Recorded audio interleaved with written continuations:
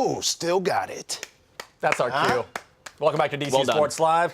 The incredible hands of Travis Thomas, Michael Jenkins, Chase Hughes, Nick Ashew. We're talking the NBA draft and the Wizards. So you guys have counted down 5-2 the players coming out that the Wizards should be most excited about, especially if you're a fan. But who is your number one guy, Chase? My number one is Robert Williams of Texas A&M. I think he's the best option for the Wizards among guys who could be there and fill an obvious need. He's a big guy, 6'9", 240, 7'5" wingspan.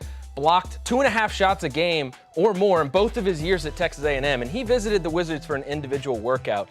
What stood out to me about his interview is even though he's got braces, this guy has an edge to him. You don't want to mess with him. It reminds me of like Markieff Morris, or honestly a little bit like Michael Jenkins. Like you don't even want to make eye contact. You don't Those mess are with a perfect dude teeth. who has Invisalign, all right? Look at those teeth. I learned that a long time ago on the streets. Just don't throw him a And I was the basketball. guy. Nobody would mess with me at all. Nick, it's the bright shine from your teeth. Nobody That's wants what to it mess with is. you. It's just ding. I like Robert Williams. Miles Bridges, if he can fall to them at 15, and that's iffy. I mean, it's not going to be one of those things where it's really likely, but this is a guy that's athletic, that can get out on the break, that can shoot from the outside, defend multiple positions. If John Wall has a guy like Miles Bridges out there who can not only score, but also be a guy that can defend the perimeter, defend in the post, like all I can think of is Draymond Green. And now I understand that this is something that we want to get it away from, like the groin kicks and things like that. We don't want anybody that comes to This the isn't soccer. Wizards is actually going to do that. But besides that, the comparisons are already being thrown out there, and fair or not, it's certainly something that at least makes him intriguing. Plus, he comes from a winning program. I mean, this guy was playing at Michigan State, so he understands high pressure, games. spotlights on him. If Miles Bridges falls to the Wizards at 15, I mean, you just run up and you hand him that card. You're like, right now, please let me take him right now. Well, that's my follow-up. I was going to ask you, and maybe that's your answer. In a perfect world, perfect scenario, who is there at 15 for the Wizards? He was my number 2. It's Kevin Knox of Kentucky, 6'9", power forward. He would fill a need in the short term because he could take over for Mike Scott as the backup power forward. And then you've got Markieff Morris, you got Marcin Gortat, your two big men. They've got 1 year left on their deals. This guy's a starter in year 2. He's only 18, very high ceiling, hits threes.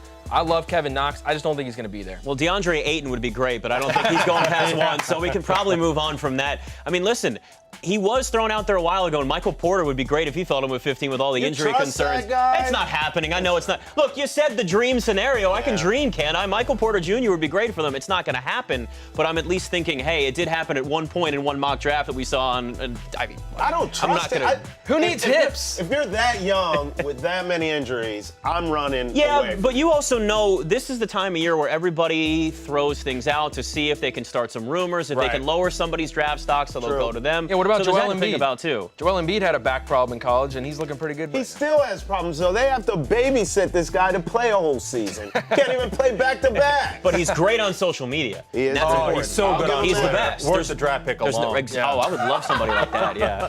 You know, it's not often on live TV you get a chance for a do-over. But we're going to give Chase one because the other night he said he loved Grayson Allen. Wouldn't mind seeing Was him love- was in that a word that Wizards was used? uniform.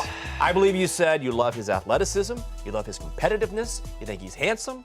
Two out of 3, at least. He said he loved So Duke. are you standing by that? I am standing by it. I think it's going to be, not a situation where he's there at number 44, but look at him the other night, playing one-on-one against Jimmy Kimmel on ABC. Oh, I'm sorry, that was Ted Cruz. But actually, he helped coach Ted Cruz for that game, so that won him even more points in my book. Oh, gross. Father and son playing. You guys realize, Just though, gross. if Grayson Allen was in a Wizards uniform and he was playing as hard as he does, everybody would love him because all of a sudden he's on this roster. these now. two. Not this guy. You'd Not come these around. two. You'd come around. It's the Trust same me. thing with Draymond Green. That Everybody face- hates Draymond Green until he's on your team, and then you love the guy. It's always that But do way. you love the guy, or do you just accept him because he's on your team? I think that face would Love become and very acceptance lovable. could be the It'd same be like thing. like every mother loves their child's face. That would is not be a like you lovable with face. Grayson No, Allen. I'm with not a Jinx. lovable I would face. not. I would boo that man every chance I get. Let me ask you this. The Spurs have said they're not going to trade Kawhi Leonard in the West. Smart move, if you ask me. So if he's coming out east, is there a shot we could put something together and get him in a Wizards uniform, or is that pie in the sky? I think the Wizards do have some assets. I think Otto Porter would be great in a Spurs uniform. He's player. perfect for Greg Popovich's offense. Yeah. Thomas Satoransky is a versatile international player. They love them. They've got the 15th pick.